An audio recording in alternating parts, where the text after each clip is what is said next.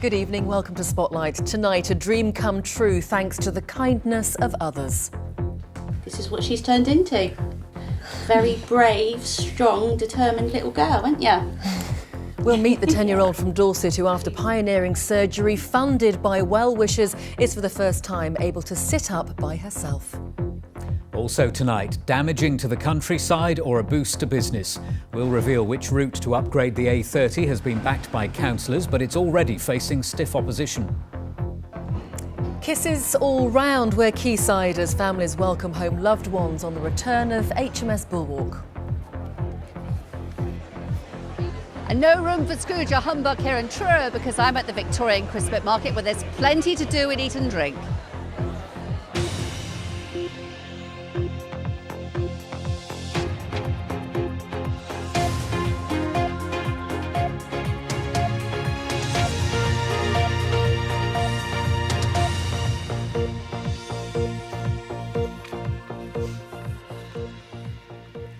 A family from Dorset say an operation carried out on their little girl who has cerebral palsy is the breakthrough they've been waiting for. 10-year-old Talia from Weymouth has spent most of her life unable to walk or stand by herself, but well-wishers helped her parents raise the funds for a pioneering operation. Well, at the moment, the treatment isn't available on the NHS as experts say questions still remain about how effective it is in the long term. Our reporter Charlotte Foote has been following Talia's story. Ready? Yeah, ready, Talia? Let's get these on then. It's a simple pleasure most families would think nothing of, sitting together on the sofa. But the Kenners have never been able to. Her condition meant that she couldn't sit up without support. Until now. You ready? Yeah. How does it feel to be able to come out of your chair and to sit on this bench? Feels really good. Talia also struggled to control her finer movements, but not today. Can you wiggle the other leg, Talia? Wow. Yeah, and one hand off the bench. Can you take both hands off the bench? Look at that. Balancing so super. You look really confident there as well, Talia. I want to wiggle. Born 2.5 months premature, Talia was diagnosed when she was very young. The operation on her back is designed to relieve the tension in her body. The hope, one day moving all by herself. I was told so many times that I was actually going to lose her. Then she decided to come 10.5 weeks early. You know, so there's this tiny, tiny little baby and this is what she's turned into. Very brave, strong, determined little girl, ain't ya? Talia will need years of physiotherapy and there's no guarantee that she will be able to walk.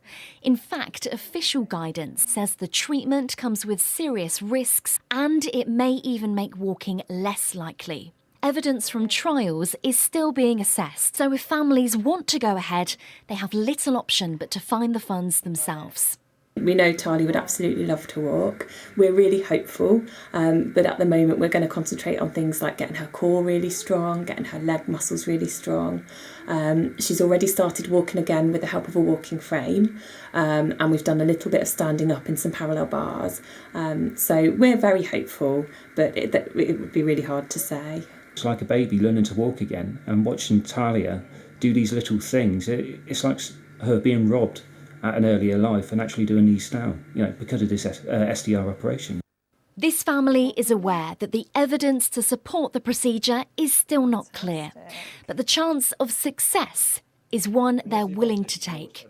Charlotte Foote, BBC Spotlight, Weymouth. Baffling, bamboozling and inhumane. One man's description of the process of getting NHS funding for his dying father's care. Stan Gilbert died in August last year, but his son Steve is still fighting for the funding he believes his father was owed. His advocate believes hundreds of thousands of people nationally are missing out on payments they're entitled to. Here's our health correspondent, Jenny Walrand. Stan Gilbert was awarded the British Empire Medal for his service to his country. His son Steve believes he was let down when he needed something in return. Stan was discharged to a care home in January 2015 after a short stay in hospital. His son believes he was entitled to NHS continuing healthcare funding, and the family are still fighting for care home fees they believe Stan was entitled to. It's bamboozling. It's completely unfit for purpose. It's totally inhumane. It's an appalling system. NHS continuing healthcare is free healthcare provided outside hospital that is arranged and funded by the NHS. It isn't means tested. But the line between health and social care is a fine one, and it can be open to interpretation. Subjective criteria is being applied in order to deny funding, and I believe that there are probably hundreds of thousands of people, especially in nursing care homes, who are being denied continuing healthcare funding that should be getting it.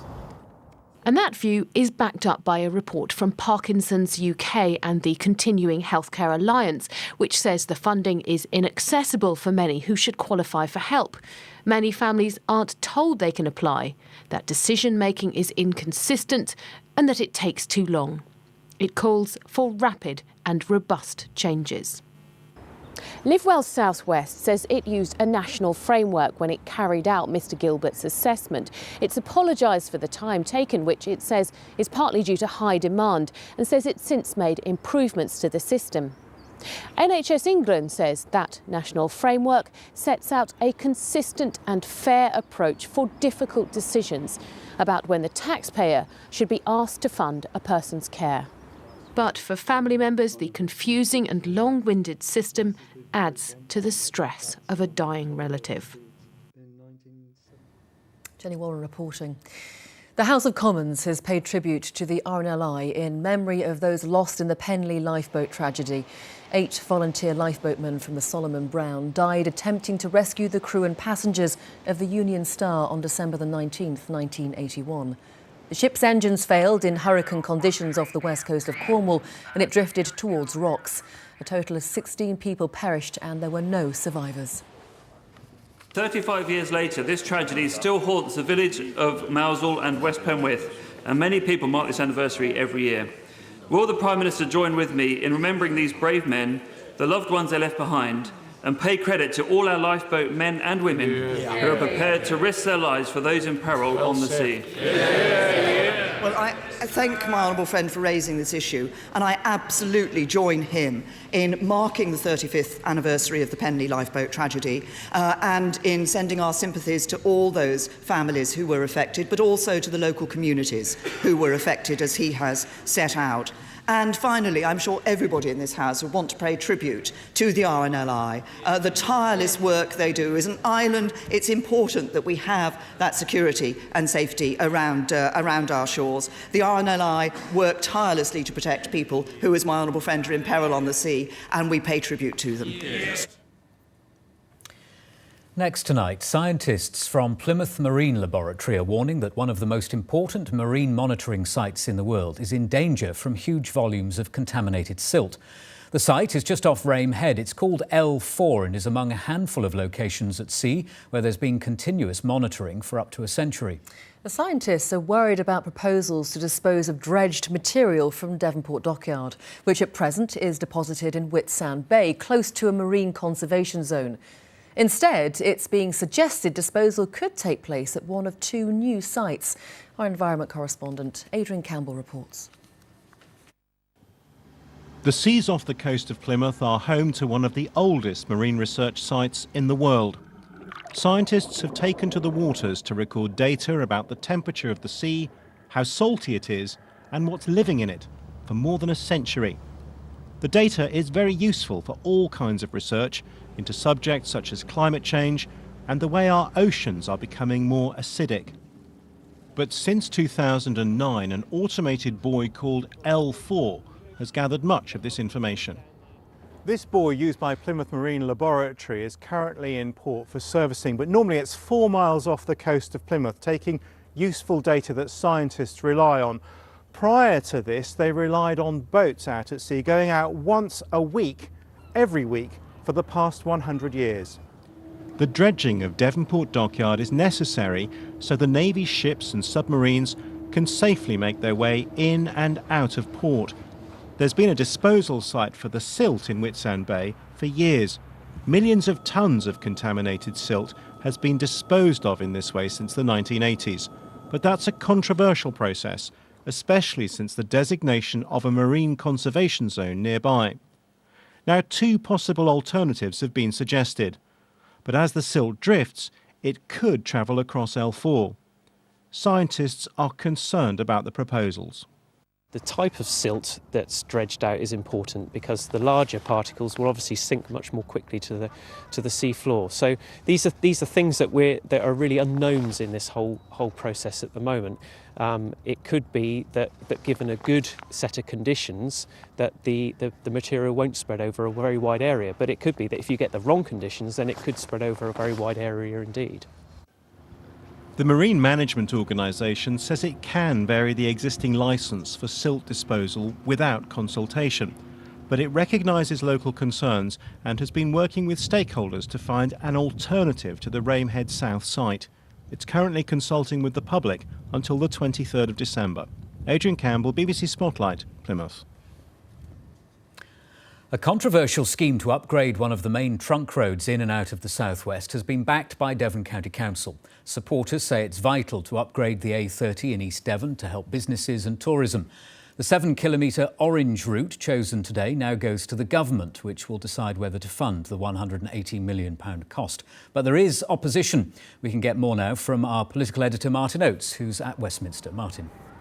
Well, there's been decades of lobbying of pretty reluctant governments to upgrade the A30, leading into the A303 up through Somerset, Wiltshire and Hampshire, the most direct route from Devon to London. The government's committed to the 303 upgrade. We've yet to see that happen.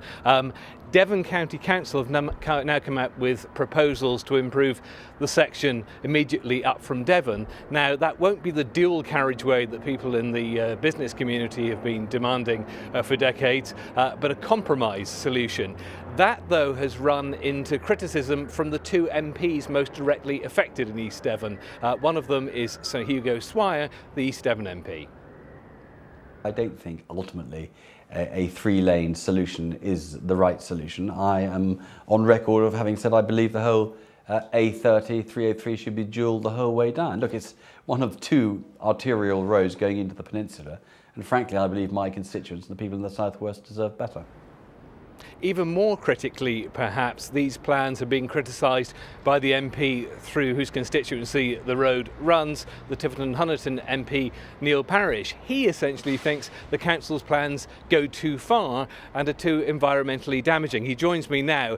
Neil Parish, a week, of course, as we all know, is a long time in politics. It doesn't seem long ago you, like Hugo Swire, were adamantly saying this should be fully dualled. Yes, that was before we looked to the route and going through the Black Downs, and with the problems we have cutting into the hillside. And the problem I've got is where I probably agree with Hugo, if you were going to do it, you'd probably actually have to do it with a dual carriageway and actually make sure it happens. But I don't think we will. And so therefore I've got to be conscious of the environmental problem. So we may well have to look to either a different route, or we may have to look at more minor alterations to the existing road. What I don't want to do is keep driving a road through if the government's not going to fund it, and certainly the Department of Transport is not keen because they know the issues of the Blackdown Hills. I also know that the people of Moncton would love a bypass, but I'm also aware that the Blackdown Hills are very beautiful, and I think we can still find a route that's acceptable, but I don't think the existing one is. Points often made that to squeeze transport infrastructure out of, frankly, very reluctant governments very often, the region needs to speak with one voice. Clearly, as of today, it's not on this particular project, is it? Well, I think, in fairness, I don't think I would comment on what's happening in Sir Hugo's constituency. I therefore feel that it is my constituency. I have to deal with everybody, not only those that want the road, but those that are going to be affected by the routes. And the orange route still affects a lot of people, and I've got to have a balance between getting the environment right and getting the road right. And it does affect Sir Hugo's constituents, but it's my constituency constituency it goes through, and I'm the one that has to deal with both government, environmentalists, the Blackdown Hills and the residents, and therefore I take this on the chin because I feel in the end we can get something that's acceptable both environmentally and for an upgrade to the road. OK, Neil Parrish, thank you very much. As you suggested there, the ball's now very much in the government's court to see what it makes of all of this. Thank you, Martin. Now we're live at the Victorian Christmas market in Truro later. Before that, The best day of my life! Oh my God! the best possible Christmas present as families are reunited following the return of HMS Bulwark. And they've become a popular part of Spotlight's Christmas. Now our robins have got some knitted friends.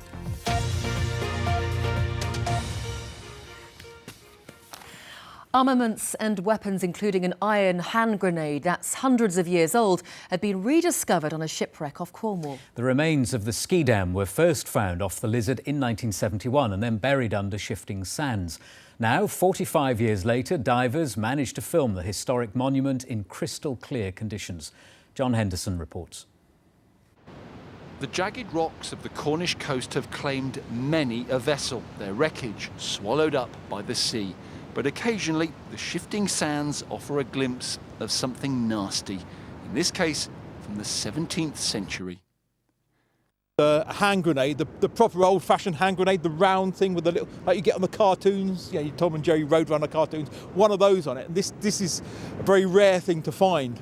I don't know of one on another wreck around. It was part of the cargo of a shipwreck first revealed in 1971, but only recently rediscovered at Gunwallow on the Lizard. Mark Milburn has dived the area for years, but the turbulent waters usually reduced visibility to zero. That changed dramatically after a storm. Over time, it sort of got forgotten, then it disappeared under the sand. And we've been looking for it now for probably 5 years. And most of the time we just come here and we see sand, and it was getting on to the point where it was almost, you know, was it worth coming just to look at sand once more? And just happened to go snorkeling just a bit further afield one day, and suddenly we saw one of these cannons sticking out of the sand. The ship was a Dutch flute called the Schiedam, captured by the Royal Navy. It had left Tangiers and was on its way to England. It was carrying ordnance, tools and horses when it sank in 1683. It's thought the vessel had 30 crew on board. All made it safely to shore. That's right, nobody died, and that's a surprise to a lot of people, but in fact there weren't a load of bloodthirsty Cornish people waiting on the rocks with cutlasses. They actually did everything they can to help. There are scores of wrecks all around the Cornish coast, but seeing them and documenting their finds isn't always easy. After all, would you want to go in with conditions like they are today?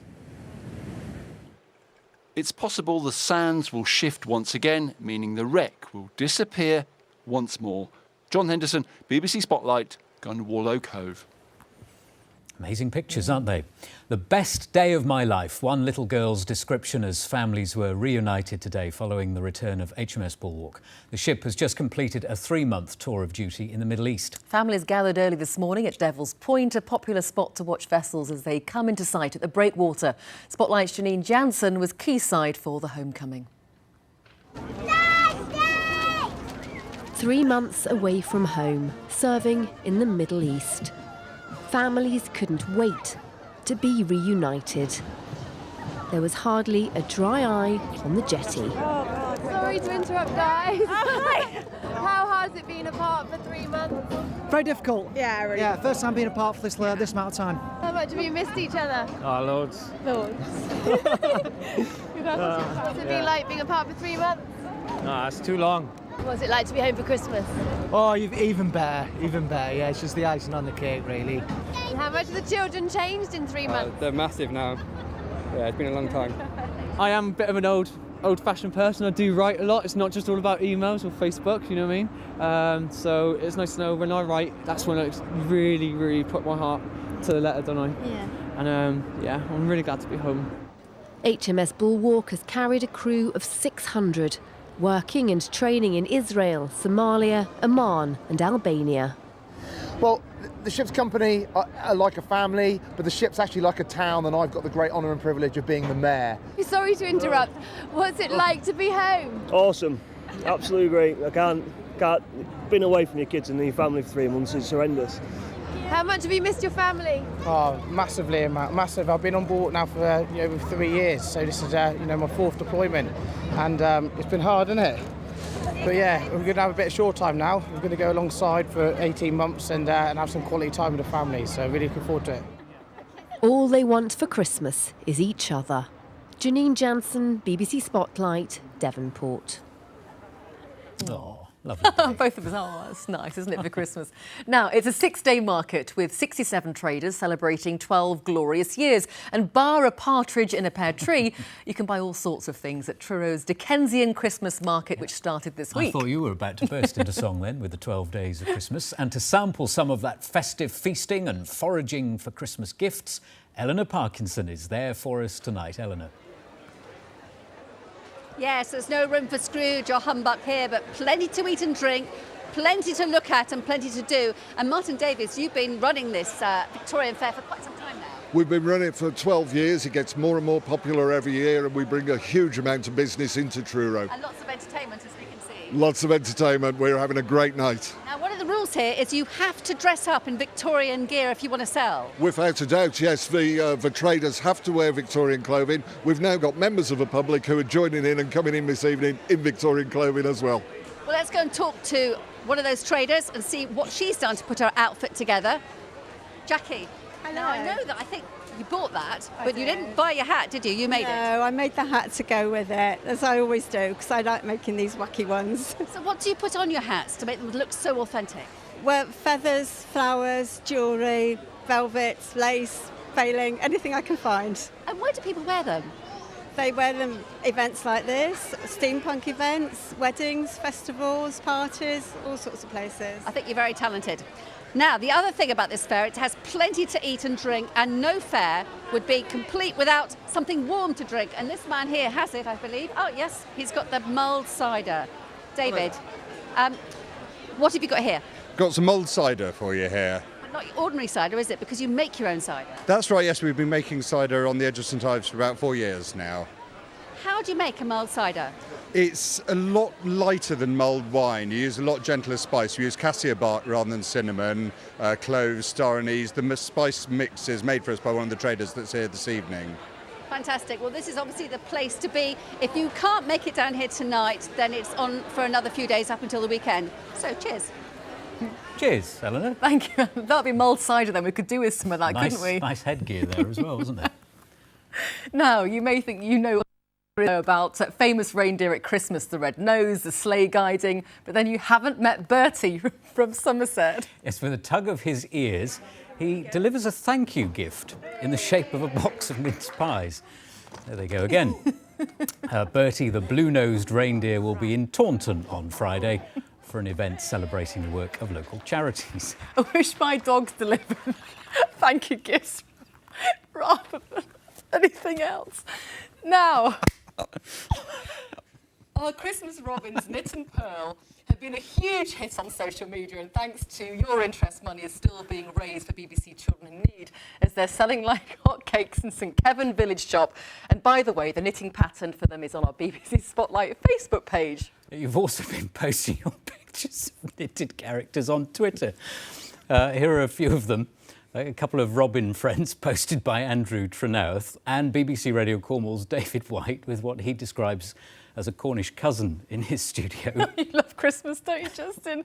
Now, one of our colleagues has also been showing off his knitting talents. Aside from doing the weather, Dan Downs knitted these 3 when he was 9 years old. His mum must be very proud. Dan, what if he's got the knitting pattern for those? Do send in your pictures, by the way, to our BBC Spotlight Facebook page or on Twitter. David, bring us some sanity, please. I was going to say, you two are right. No, we need some of that mulled cider, don't we, Justin? I think you've had some, I think you've had some, yeah, both of you. Hello, good evening. It's not been a too bad day today. We've had some sunshine and you've been sending in your pictures again. Our weather watchers have been quite busy this week. This one's sent in by Justin across the Somerset levels and also across the Cornwall coastline. Charles, a great shot of Beautiful blue skies from earlier today. It's a bit different tomorrow morning. There'll be more cloud around, capable of producing a few spits of drizzle in the wind too. Brighter for a time, but then the chance of a few showers developing later in the day. All the activity this week has been driven by this curl of cloud, this area of low pressure, which is heading north. So it looks pretty ominous, but it's going up towards Iceland. The weather fronts that we have draped across the more western parts of Britain now will gradually fizzle, but another one will follow. Gets a little bit closer by the end of the day tomorrow, but then starts to retreat away again as we move into the weekend, because eventually we're going to see an area of high pressure establish itself right across southern Britain. Probably more in the way of mist and fog around, but also some lower temperatures, particularly during the night time. This was first thing this morning in the Tean Valley, where our cameraman Alec was up to catch a glimpse of the mist and the fog, which was quite thick in places first thing in the morning in some of our valleys, but a beautiful sunrise, and we started the day, for many of us, with some morning sunshine. But that sun disappeared as the cloud rolled in, and it is now producing a few spits of light rain or drizzle this evening. That will probably continue overnight tonight. It's already across a good part of western Cornwall, creeping into parts of Devon this evening. As it travels eastwards overnight tonight, it becomes a pretty weak feature. A lot of it will tend to die away through the night to come. There is some hill fog that will thicken later in the night, and there's a chance of a few showers left behind right through till the morning, with the overnight temperatures probably no lower than between 8 and 10 degrees. Now tomorrow then, after the sunshine we saw today, is a different start to the day. A lot of cloud around, but it'll soon break up to allow sunny spells, but at the same time the risk of a few showers. One place that will definitely have a better day is West Cornwall. Here, perhaps even getting some decent spells of sunshine. The rest of us, the chance of a few showers dotted around. It's another mild day. These temperatures much higher than they should be at this time of year, with temperatures up to 11, 12, possibly 13 degrees. On to the forecast for the Isles of Scilly. Here, bright and breezy with some spells of sunshine. You might see a shower very early in the day, and you might see a shower right in the evening, but between the two, some fine weather. Here are times of high water. Minehead 6:55, Falmouth 5:49. And for our surfers, like we've seen all week really, some big waves along the north coast. Not quite as big now, 4 to 5 feet and clean along the north coast, but still rather choppy, if not messy, along the south coast with those onshore winds. And the winds tomorrow are from the south, force 4 to 5, occasionally 6. The risk of some patchy rain, mostly in the form of those showers. Generally, though, the visibility is good. Now, I mentioned the change this weekend. With high pressure coming our way, probably Saturday of the 2 days of the weekend are going to be the brightest day with some sunshine. But the nighttime temperatures start to come down. 3 degrees is possible on Saturday night. Have a good evening. You two all right now? Yes. Good. Thanks, David. That's all from us this evening. I'm going home to pull my dog's ears to see if I get any joy or mince pies. Do you join us again tomorrow? Good night. Good night.